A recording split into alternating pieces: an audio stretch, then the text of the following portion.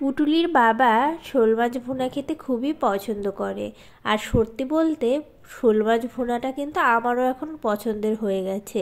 আমি যেই জিনিসগুলো বিয়ের আগে কখনো খেতাম না, বিয়ের পরে রান্না করতে করতে এখন কিন্তু আমি খাওয়াও শিখে যাচ্ছি আস্তে আস্তে। যেই মেয়েটা কিছুই পারতো না, এখন কিন্তু সেই মেয়েটা অনেক কাজ পারে। আর এটাই কিন্তু জীবন, তাই না? আমরা জীবনে আগে কি করেছি আর এখন কি করতেছি পুরোটাই আলাদা। বিয়ের আগে একরকম, বিয়ের পরে একরকম, বাচ্চা কাচ্চা আসার পর একদম অন্যরকম। তখন আসলে মানুষের সময়ের সাথে সাথে, বয়সের সাথে সাথে মন মেন্টালিটি চেঞ্জ হয়ে যায়। আগে যে জিনিসটা আমি ভালো খেতাম, এখন কিন্তু সেই জিনিসটা একটুও ভালো লাগে না। আর এখন কিন্তু মানে দিন দিন যাচ্ছে, একটা জিনিস রেখে অন্য জিনিসটা ভালো লাগতেছে খেতে। তরি তরকারির ক্ষেত্রেও এরকম, যে তরি তরকারিটা আগে পছন্দ করতাম না, এখন কিন্তু সেই তরি তরকারিটা আমি অনেক বেশি পছন্দ করি। আজকে আমার গলাটা কেমন যেন একটু শোনা যাচ্ছে, মানে কেমন একটু ভয় চলে আসতেছে, বুঝতেছি না। একটু ঠান্ডা ঠান্ডা ভাব হয়েছে, এই জন্য মনে হয় নাকি।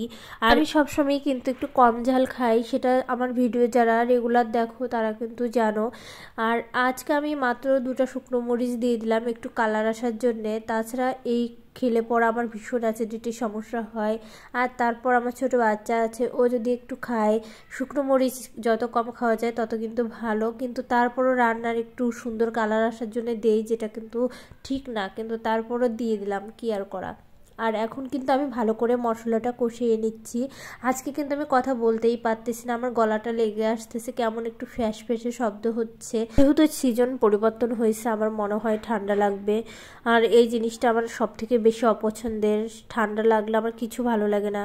আমার ছোট বাচ্চা নিয়ে আমি কি করব, আমার খুব খারাপ লাগতেছে, কারণ ঠান্ডা লাগার আগ মুহূর্তে কিন্তু আমি বুঝে যাই যে আমার এখন ঠান্ডা লাগবে। যাই হোক, আমার কিন্তু কথা বলতে বলতে মশলাটা কিন্তু অনেক সুন্দরভাবে আমি কষিয়ে নিয়েছি, তোমরা দেখতেছো তো। এখন মাছগুলো দিয়ে ভালো করে একটু কষিয়ে নিচ্ছি। আর মাছগুলো কষানো হয়ে গেলে অল্প পরিমাণে জল দিয়ে দেব। আর আজকে কিন্তু আমি কোনো আলু ব্যবহার করলাম না, কারণ পুটুলির বাবা আলু একদমই পছন্দ করে না। আর যেহেতু আজকে তার পছন্দের রান্না করতেছি, তাই আমি চাচ্ছি তার সম্পূর্ণ, মানে তার পছন্দটা যেন 100%-এর ভিতরে 100%ই হয়। আলু লাভার হচ্ছে আমি, ফ্লেভার বললাম, সরি।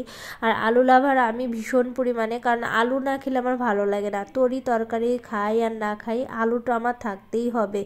আমার মানে আলু লাভার, মোট কথা আলু যেখানে আমিও সেখানে। আর কথা বলতে বলতে আমার কিন্তু রান্নাটা হয়ে গেছে। আমি এখন একটা পাত্রে তুলে নিব। একটু মাখো মাখো ভাবটা আনতে চাচ্ছিলাম, আর বেশি ঝোল করব না, যেহেতু এটা আমি ভুনা ভুনা করে রান্না করতেছি। কথা বলতে বলতে আমার রান্নাটা কিন্তু একদমই হয়ে গেছে। আমি একটা পাত্রে নামিয়ে নিয়েছি। তাহলে আজকের মতো এটুকুই। আপনারা সবাই সুস্থ থাকবেন, টাটা।